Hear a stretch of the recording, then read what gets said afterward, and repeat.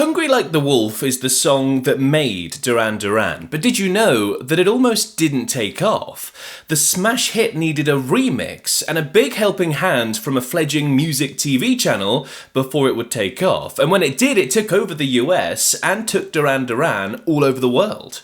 So how did the hit almost miss the boat? And how much do Duran Duran have to thank MTV for their success? Let's get into it, and don't forget, as always, if you love rock history like me, make sure to subscribe and join our pack.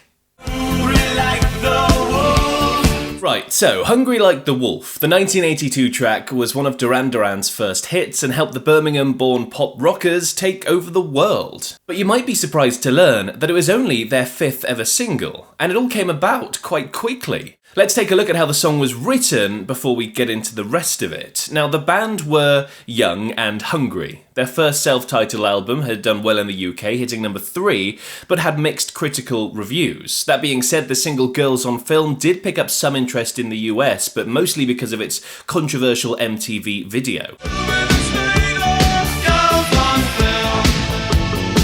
Now, as I hinted, MTV was a fledgling enterprise at this point, but it's going to feature heavily later on. They wanted more, wanted to show the world who they were and what they were all about. This was at the front of their minds as they started writing tracks for their second album, 1982's Rio. And they nailed it with Hungry Like the Wolf. It's Duran Duran in a song, bringing everything they and the 80s new wave movement was about.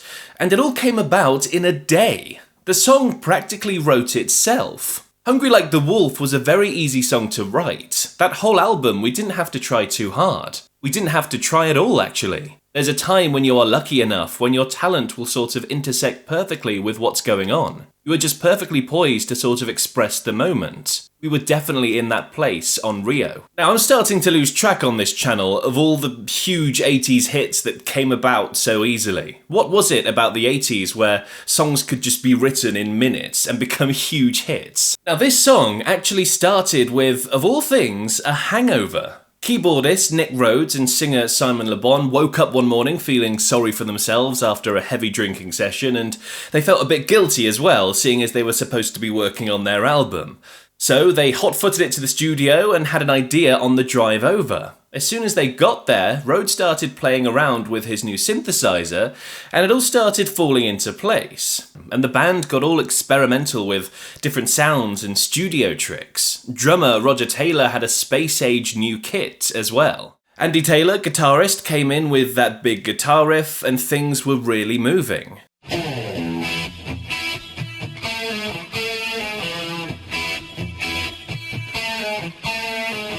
As soon as we heard that, we knew we had something, and I started working out a Mark Bolan-ish guitar part, a very Marshall-sounding Les Paul guitar lick to go on top of it. The rhythm section came up with their parts just as easily, and the rest of the lyrics were finished that same day. Just like that, it was that quick.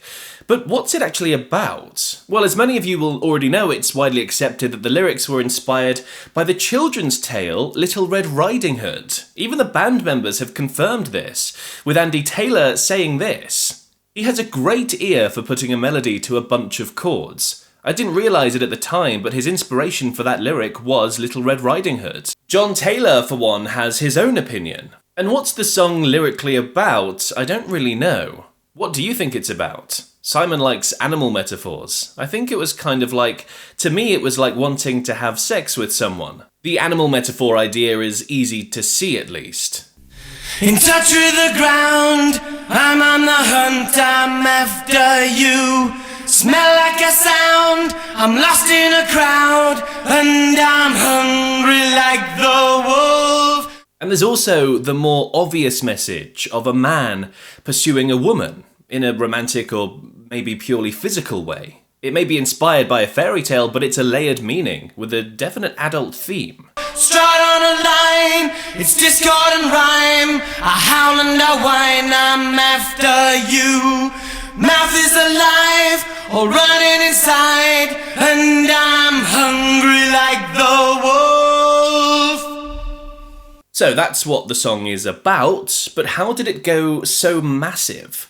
Well, it didn't at first. The song did well when it was released in the UK as a single off Rio in May 1982, but the US had to wait until June, and it just didn't land. Neither the single or the album even charted initially. And then came the music video. Now at this time, music videos were still a pretty recent thing, and MTV was definitely a recent thing. It had only been going since 1981. Now, most likely encouraged by the response to Girls on Film, the band decided they should do one for Hungry Like the Wolf as well. And this is where it took off. It was filmed in the jungles of Sri Lanka, and the video has an Indiana Jones-esque Simon Le Bon tracking down a mysterious and apparently wild woman. The metaphors here between the woman, the wolf, and the chase are pretty obvious. When MTV picked up on the video, they ran with it. I remember our director of talent and artist relations came running in and said, "You have got to see this video that's come in."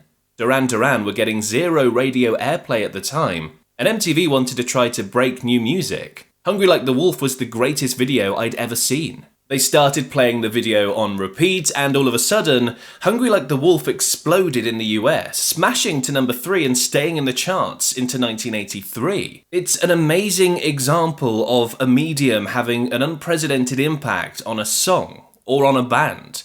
The advent of MTV was every bit as big as when iTunes or Spotify came out. It changed the way music worked. Simple as that. That video became the first ever video to win the Grammy for Best Short Form Music Video in 1984. It really was revolutionary at the time. But there was one other lesser known part. The US market actually got a slightly remixed version of Hungry Like the Wolf, and 3 other songs on the album. Concerned at the lack of response in the US, the band enlisted producer David Kirschenbaum to remix the song, along with those other 3, to better suit the US radio landscape at the time. Now, these songs were re-released to the Americans in December 1982.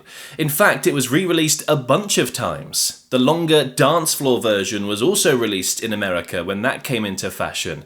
The timeline and version all gets a bit confusing. There's lots of different versions and different lengths, but I won't go into it all now. Fun fact though, all of the versions feature a woman's laugh at the beginning and what could only be described as moaning at the end.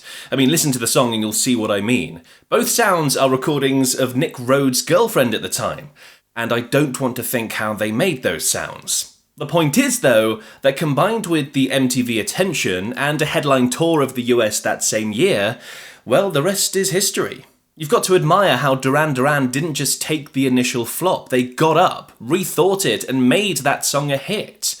Anyway, it's obvious it's a great song, and no real surprise that it helped launch Duran Duran's career. It's just amazing how so much of it came from a little company that would go on to change how we listen to music, MTV. Another classic example of how a music video saved a song was Take On Me by a-ha, and I've actually made an entire video about that story. It's fascinating as well. Click over there and watch that one next.